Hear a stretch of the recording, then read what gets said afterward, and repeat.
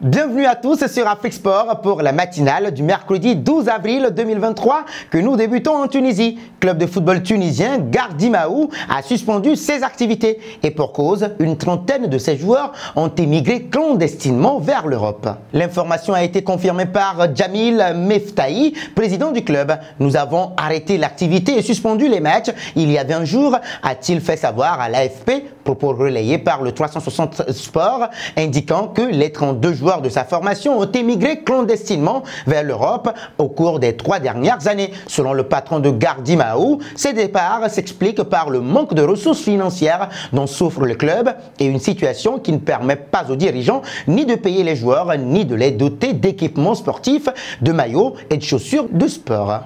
Parlons de Wabi Kazri. Libre de droit en juin prochain, Wabi Kazri, sociétaire de Montpellier, va probablement s'offrir un nouveau challenge vers une destination inattendue. D'après la presse pointéenne, l'Impact Montréal, club de meilleure Soccer League, est intéressé par le profil du joueur âgé de 31 ans. Si le buteur tunisien opte pour la MLS, il signerait à l'Impact Montréal sans que ce club preneur ne paie d'indemnité de transfert. Ce serait tout bénéfice pour l'ancien joueur de l'AS Saint-Étienne qui a retrouvé ses sensations depuis l'avenue du coach Michel Der-Zakarian, alors qu'auparavant, Romain Pito l'avait quelque peu ignoré et gardé souvent en réserve sur le banc. Figurant en bonne place, la 10e, parmi les joueurs arabes les mieux payés, Kazri pourrait rejoindre l'ancien club de Didier Drogba en été, mais encore faudrait-il passer à la caisse pour débourser 3 millions d'euros pour valider ce transfert.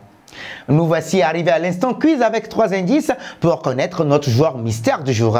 Premier indice, je suis un attaquant de 30 ans. Deuxième indice, actuellement en Premier League, j'ai déjà joué pour l'AS Rome. Troisième indice enfin, Mourinho n'avait pas confiance en moi. Qui suis-je? Vos réponses seront attendues en commentaire. Nos félicitations à tous ceux qui ont répondu Nicolas Pepe lors de la dernière matinale. C'était le joueur à trouver puisqu'il est un attaquant de 27 ans évoluant en Ligue 1 qui a déjà joué à Angers et en Angleterre. Son transfert à Arsenal avait coûté 80 millions d'euros. Passons auprès de Victor Osimhen, auteur d'une belle prestation avec le Naples et actuellement meilleur buteur de Série A en Italie. Victor Osimhen est dans le viseur de plusieurs grands clubs européens, mais le Nigérian serait prêt à rejoindre le Bayern Munich. À la recherche d'un attaquant de la trempe de Robert Lewandowski, le Bayern est intéressé par Osimhen et aimerait bien le recruter l'été prochain. Et d'après les informations de Sky Sport Germania, l'ancien Lillois est assurément prêt à rejoindre le club allemand en fin de saison. Pour laisser partir Osimhen sous contrat jusqu'en juin 2025, Naples pourrait demander jusqu'à 130 millions d'euros. D'ailleurs, pensez-vous que le Bayern soit le bon club pour Victor Osimhen? Vos réponses sont attendues en commentaire.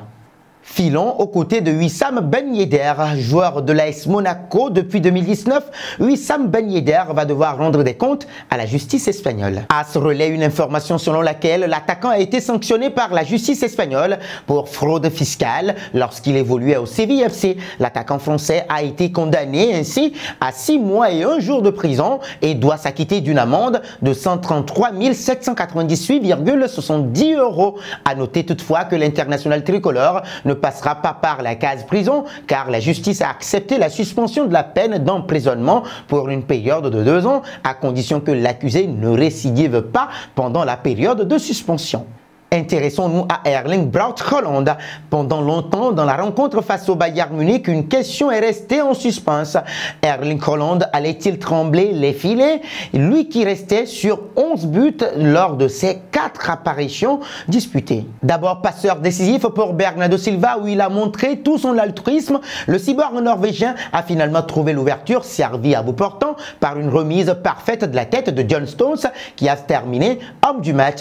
Erling Haaland s'est donc sans surprise rappelé aux bons souvenirs de l'adversaire allemand et notamment de Dayot Upamecano qui a vécu une soirée terrible. L'occasion pour le buteur norvégien d'enchaîner de nouveaux records impressionnants et la liste n'a pas fini de s'allonger. La liste de nouveaux exploits de Haaland.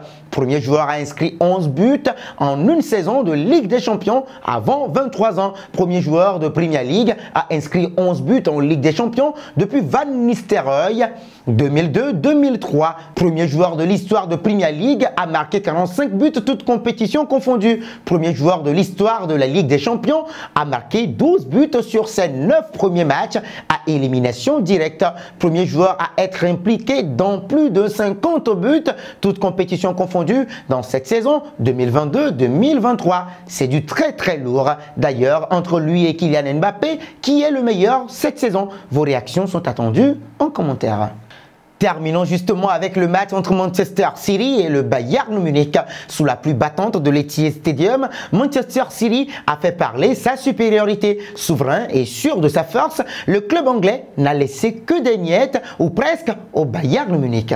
Grâce à cette large victoire obtenue au terme d'une prestation d'ensemble de premier plan, les protégés de Pep Guardiola ont déjà un pied et demi dans le dernier carré de la C1. Il faudra terminer le travail en Bavière lors de l'acte retour mercredi prochain. Le Bayern Munich n'a pas fait le poids en Angleterre. Logiquement mené à la pause, le club bavarois a affiché du mieux en début de seconde période, mais la boulette de Dayot Upamecano a finalement précipité la lourde chute du champion d'Allemagne en titre.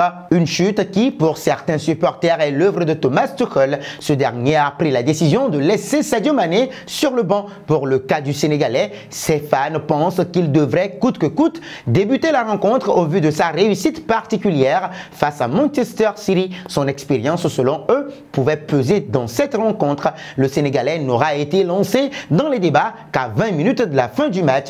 Insuffisant pour ses fans qui attaquent ainsi sévèrement Thomas Tuchel, notamment sur les réseaux sociaux. Les prochains jours seront très durs à vivre pour le groupe munichois. C'est la fin de cette matinale que nous bouclons avec la question du jour. Selon vous, quelles ont été les erreurs de Thomas Tuchel dans ce match face à Manchester City? Vos réponses sont très attendues en commentaire. Mais en attendant, n'hésitez surtout pas de vous abonner sur Afrique Sport et d'actionner la cloche de notification pour ne rien manquer du football continental et international.